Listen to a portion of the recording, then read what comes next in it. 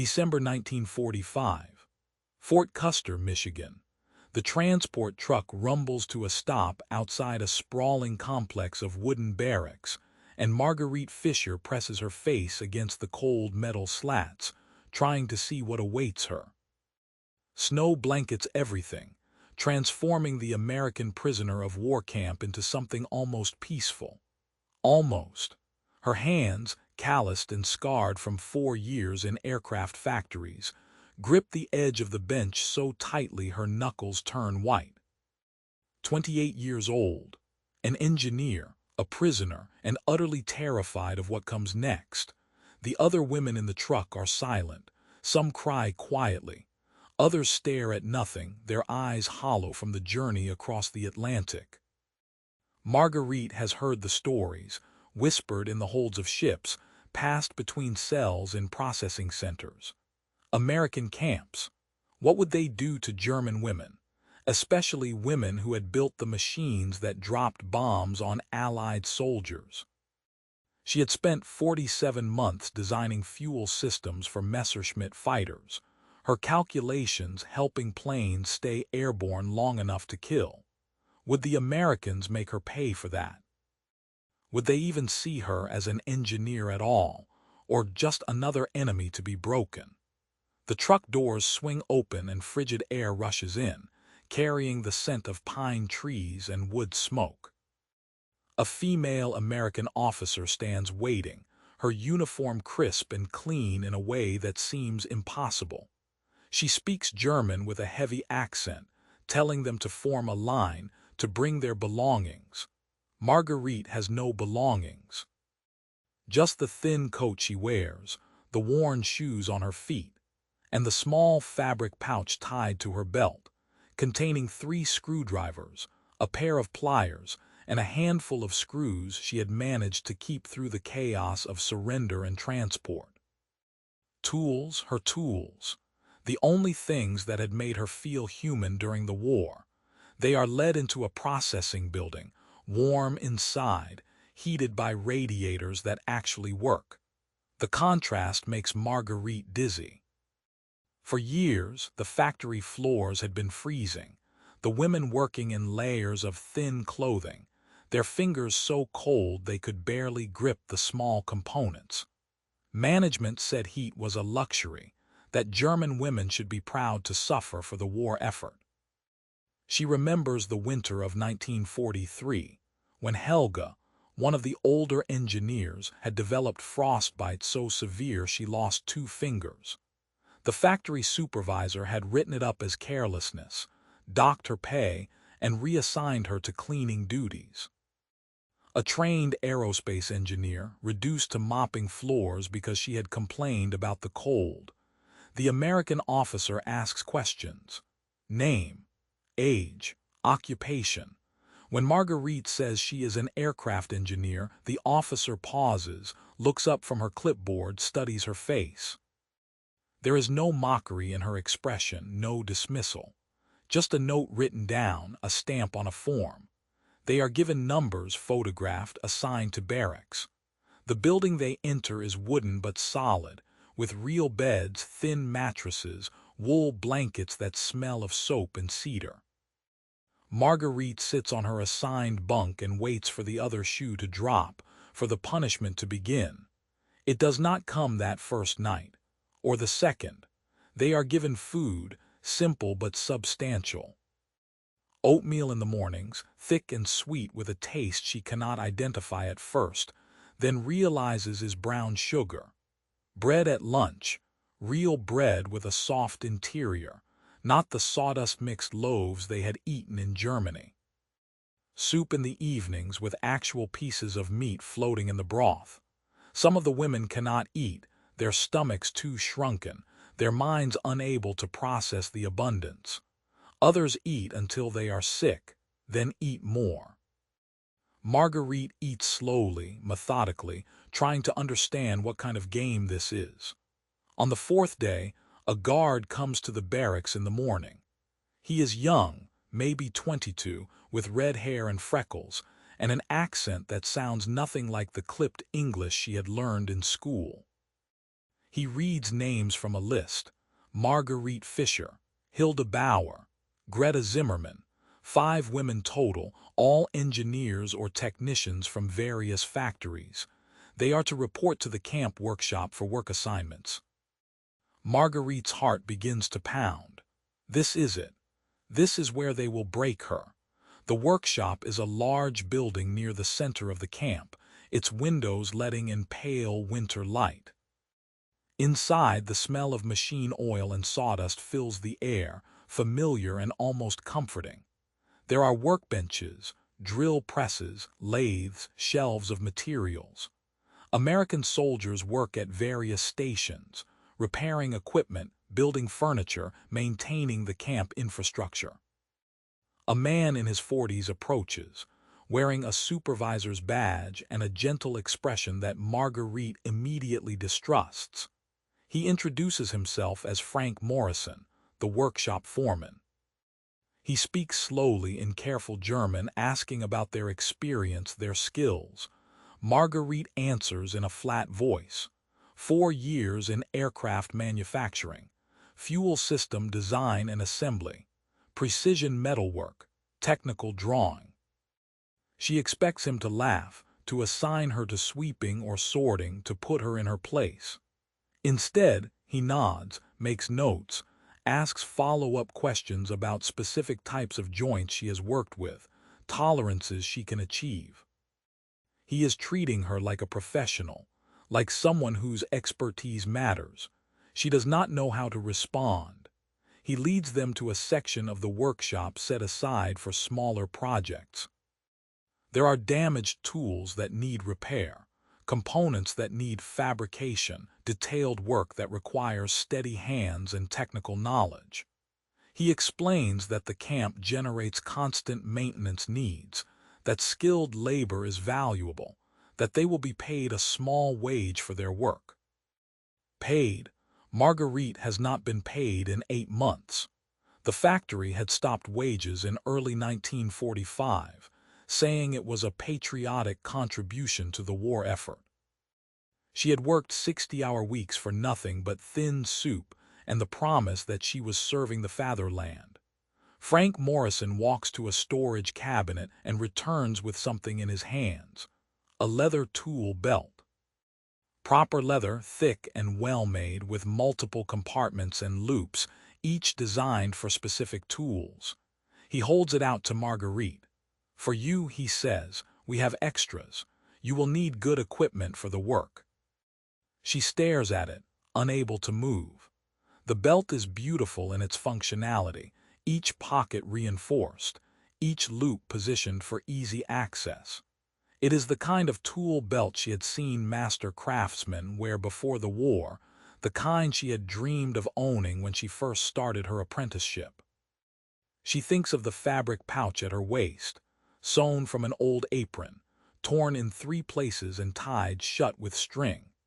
She thinks of the countless times she had dropped screws into the snow on the factory floor, searching on her hands and knees while the male supervisors watched and made jokes about clumsy women.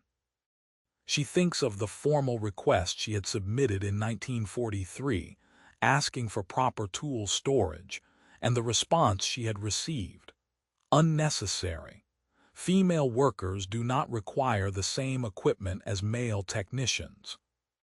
Make do with what you have. She had made do. For 4 years she had made do. Marguerite takes the belt with shaking hands. It is heavier than she expected, solid and real. Frank Morrison shows her how each compartment works, how the larger pockets can hold pliers and wrenches, how the smaller loops are perfect for screwdrivers and precision tools. He opens another cabinet and begins pulling out instruments.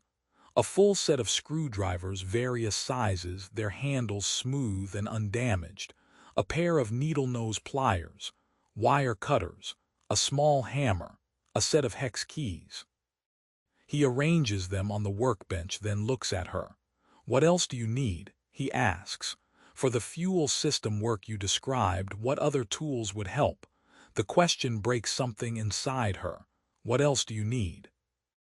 No one has asked her that. Not once. Not in 4 years of brutal labor, of working until her hands bled, of designing systems that she knew were brilliant but receiving no acknowledgement, no respect, no basic consideration. The male engineers had private offices and full tool kits. The women had crowded floors and whatever scraps they could scavenge. When she had asked for a proper set of calipers, the supervisor had told her to use her eyes and stop being difficult.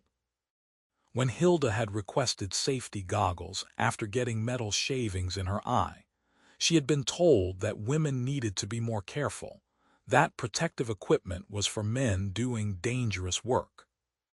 Marguerite tries to answer Frank Morrison's question, but her voice will not work. She opens her mouth and nothing comes out except a strange, choked sound. Her vision blurs. She is crying, she realizes, tears streaming down her face in a way she has not allowed herself to cry since the war began. She is standing in an enemy prison camp, holding a tool belt given to her by an American supervisor, and she is completely falling apart. The other women are staring. Frank Morrison looks alarmed, uncertain what he has done wrong. He starts to apologize, to ask if she is hurt, if she needs medical attention. Marguerite shakes her head violently, trying to explain, but the words come out in German too rapid and broken for him to follow. She is not hurt. She is not afraid. She is overwhelmed by the simple, devastating kindness of being treated like her work matters, of being handed proper tools and asked what else she needs, of being seen as an engineer, not just a woman, not just a prisoner, not just a body to be used until it breaks. She sinks onto a stool, clutching the tool belt to her chest, and sobs. Great, heaving sobs that shake her entire body. 4 years of humiliation and dismissal and casual cruelty pour out of her. Every time a male supervisor had ignored her suggestions and then taken credit when they worked. Every time she had been passed over for advancement because women did not need career progression. Every time her technical drawings had been checked and rechecked by men with half her skill because female engineers could not be trusted.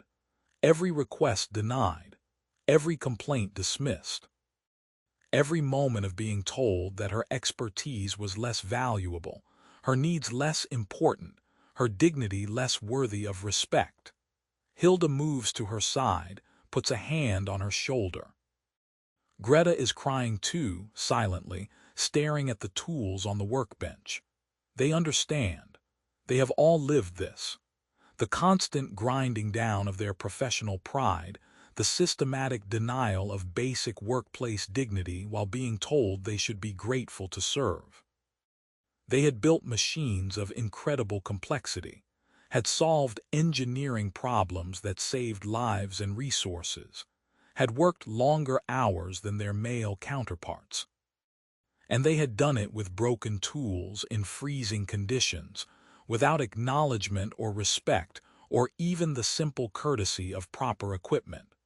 Frank Morrison stands awkwardly, clearly out of his depth. He fetches water, offers it to Marguerite, waits. Eventually her breathing slows. She wipes her face with her sleeve, embarrassed and exhausted. He asks again, gently, if she is all right. She nods. She tries to explain in halting German and broken English what the tool belt means. He listens, his expression shifting from confusion to something like anger, then sadness. "That is wrong," he says simply. "You are an engineer. You should have proper tools. It is not charity. It is not kindness. It is basic respect. Basic respect." Marguerite has not heard those words applied to her work in so long they sound foreign. Frank Morrison shows her to a workbench, helps her arrange the tools in the belt, shows her where additional supplies are stored. "If you need something specific," he says, "write it down. We have a procurement system. It takes a few weeks, but we can get specialized instruments. Precision calipers, micrometers, specific drill bits. Whatever you need for the work, just ask, just ask. As if it is that simple. As if her needs are legitimate and worth addressing. As if she is a professional whose expertise deserves support. Marguerite straps on the tool belt, adjusts it to fit her waist, feels the weight of it settle comfortably on her hips. She runs her fingers over the leather, the metal loops, the organized compartments. It is the most valuable thing she has owned in years, not because of its monetary worth, but because of what it represents: recognition, dignity. The acknowledgement that her skills matter, that her work has value, that she deserves the basic tools of her trade. The first project Frank Morrison assigns is the repair of a damaged fuel pump from a camp generator. Marguerite examines it, identifies the problem immediately, begins disassembly. Her hands move with practiced precision, selecting the right tool from the belt without looking, each instrument exactly where she needs it. No fumbling. No dropped parts. No searching through a torn pouch while screws roll away across the floor. She works in a state of focused calm, the familiar rhythm of technical problem-solving settling over her like a meditation. The pump repair takes 3 hours. When she finishes, Frank Morrison inspects her work, tests the component, nods with satisfaction. "This is excellent," he says, "really professional work."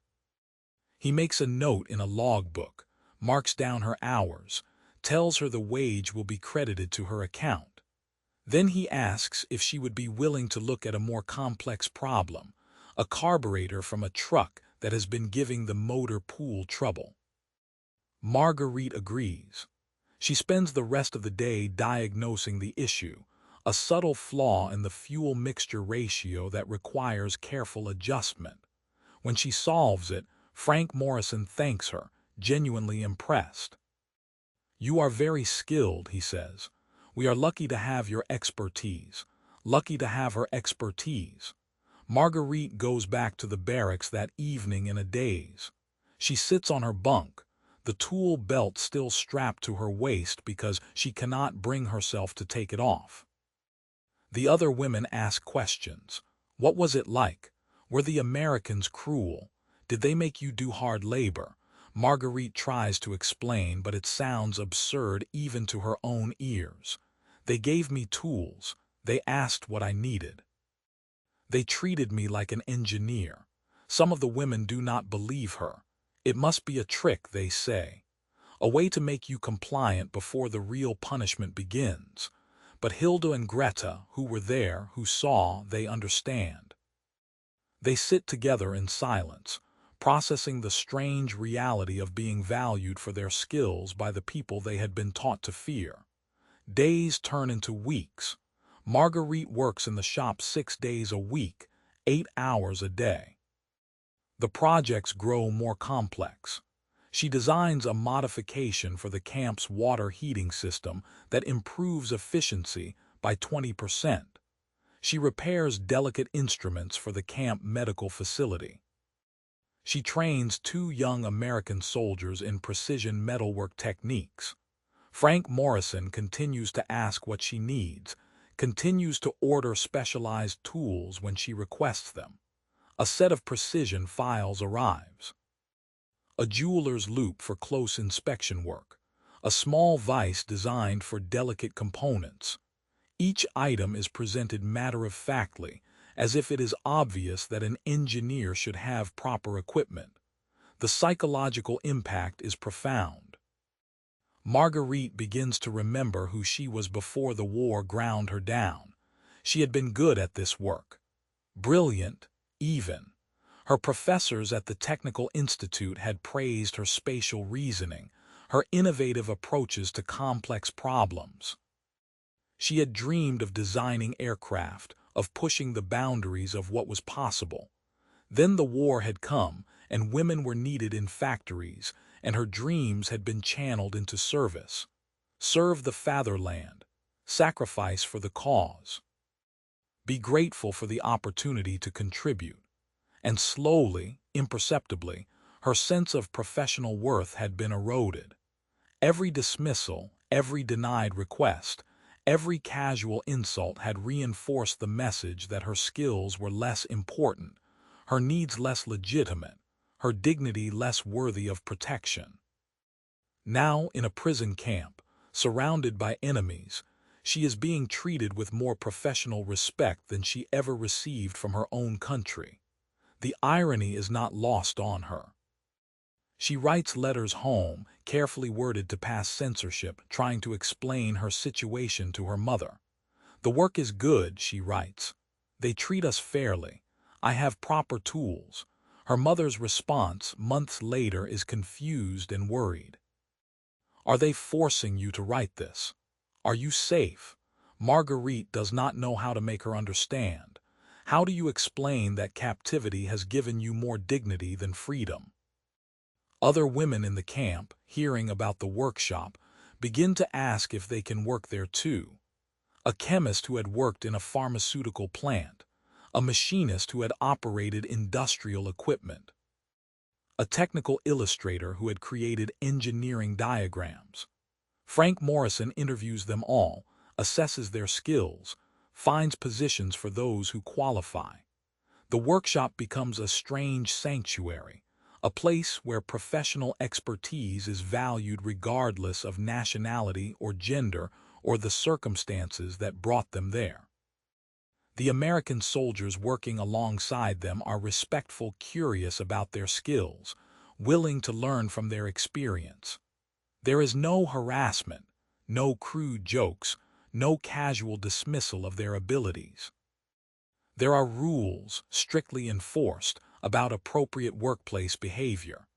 When one soldier makes an off-color comment about women in the workshop, he is immediately reprimanded and reassigned. The message is clear. This is a professional environment. Everyone will be treated with respect. Marguerite thinks often about the contrast. In Germany, she had been told that the Reich valued women's contributions, that their work was essential to victory. But that value had been abstract, theoretical, never translated into actual respect or decent treatment. They had been bodies to fill factory floors, hands to assemble components, expendable resources to be used until they broke. Here, as a prisoner, as an enemy, she is treated as a skilled professional whose expertise has worth. The Americans are not perfect. The camp is still a prison. There are restrictions, rules, the constant awareness of being watched. But within the workshop, there is a kind of dignity she had forgotten existed. One afternoon in March 1946, Frank Morrison calls her into his office. He has a proposal. The camp is expanding its vocational training program, teaching skills to prisoners that will help them rebuild after repatriation. Would she be willing to teach a class in precision metalwork and basic engineering principles? She would be paid extra, given access to additional materials, allowed to design the curriculum herself. Marguerite stares at him, unable to process the question. Teach. Design a curriculum. Be trusted with that level of responsibility. Frank Morrison seems puzzled by her reaction. "You are highly qualified," he says. "You have teaching experience from training workers in the factory. This is a natural fit." "Why do you seem surprised?" "Because no one has ever asked me to teach before," Marguerite says quietly. In the factory, only men were allowed to train new workers. Women could demonstrate tasks, but formal instruction was considered beyond our capability. Frank Morrison's expression hardens. "That is ridiculous," he says bluntly. "You are one of the most skilled engineers I have ever worked with. Gender has nothing to do with technical ability. If your country was too stupid to recognize that, their loss is our gain." He says it so matter-of-factly, so completely without doubt, that Marguerite almost starts crying again. She accepts the position. The teaching is challenging and deeply satisfying. Her students are a mix of German prisoners and American soldiers, all eager to learn. She creates detailed lesson plans, demonstrates techniques, corrects mistakes with patience and precision. Some of the German men are uncomfortable at first, being taught by a woman, but her expertise is undeniable, and gradually they accept her authority. The American soldiers have no such hesitation. They call her Professor Fisher, ask intelligent questions, treat her explanations with serious attention. One young corporal tells her she is the best instructor he has ever had, that her ability to break down complex concepts into understandable steps is remarkable. Marguerite goes back to her barracks that night and cries again, but this time from something like joy. Months pass. The tool belt becomes worn from daily use, the leather softening and conforming to her body. She adds her own modifications, extra loops for specialized tools, a small pocket for her notebook where she sketches design ideas. It becomes an extension of herself, a symbol of her professional identity reclaimed. When new female prisoners arrive at the camp, confused and frightened, Marguerite volunteers to meet with them, to explain what to expect. Many are skilled workers, engineers, technicians, women who had kept German industry running while men fought and died. They all carry the same wounds she does, the same systematic degradation of their professional dignity. When they see the workshop, when they are offered proper tools and respectful treatment, many of them break down just as she did. Marguerite understands. She holds their hands and tells them it is real, that they are valued here, that their skills matter. The war has been over for more than a year when Frank Morrison calls her into his office again. Repatriation is beginning. Prisoners will be sent home in waves, starting with those who have families waiting, those with clear destinations. Marguerite's name is on an early list. She should be happy. She should be eager to return to Germany, to rebuild, to start over. Instead, she feels a deep, complicated grief. She does not want to leave the workshop. She does not want to give back the tool belt, to return to a country that never valued her work, to face an uncertain future where her skills might once again be dismissed as unnecessary female complaints. Frank Morrison sees her distress. He tells her something she did not know. The tool belt is hers to keep. All the prisoners who worked in the workshop will be given their tools when they leave, along with letters of reference documenting their skills and work ethic. It is not much, he says, but maybe it will help. Maybe future employers will see your value. He pauses, then adds something else. You are an exceptional engineer, Marguerite. Do not let anyone tell you otherwise. Do not let anyone make you believe your expertise is less important because of your gender. You have proven your worth here. Remember that. Marguerite leaves Fort Custer in April 1946, carrying a small bag of belongings and wearing her tool belt. The letter of reference in her pocket describes her as highly skilled, professional, innovative, reliable. It is signed by Frank Morrison and countersigned by the camp commander. She does not know if it will matter in the ruins of post-war Germany. She does not know if anyone will care about the technical expertise of a woman who built machines for the losing side. But she has the tools. She has the skills. And she has the memory of being treated with dignity and respect, of being valued for her work, of being seen as an engineer rather than just a woman or a prisoner or a body to be used. The broader impact of this experience extends far beyond one woman's story.